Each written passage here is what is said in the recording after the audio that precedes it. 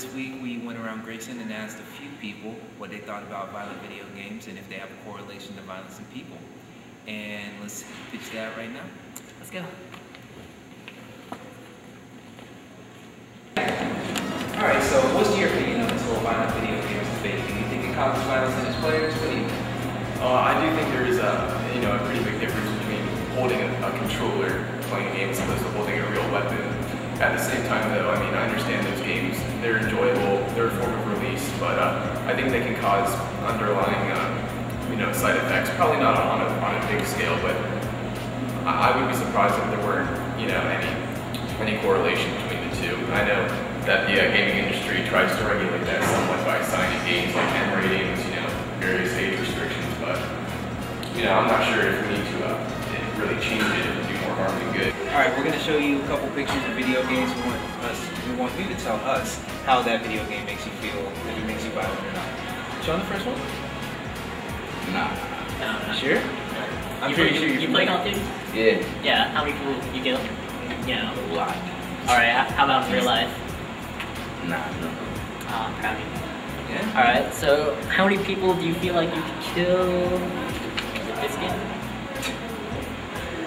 None. None? You sure? You sure? Yeah. Alright, good job. Yeah, sure. Ponies make me homicidal, sure. Alright, I'm here with Grayson's psychology teacher, here to ask her a couple questions about violence in video games.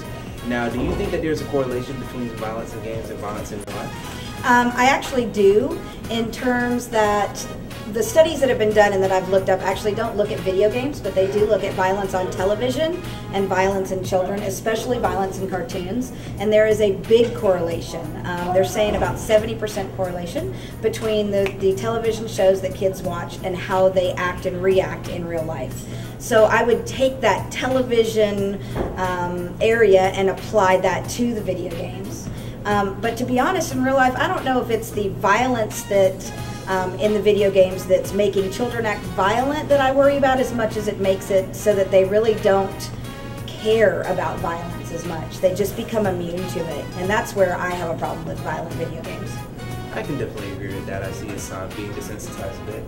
And do you think that's the only thing that may be causing some sort of violence in people? Definitely not.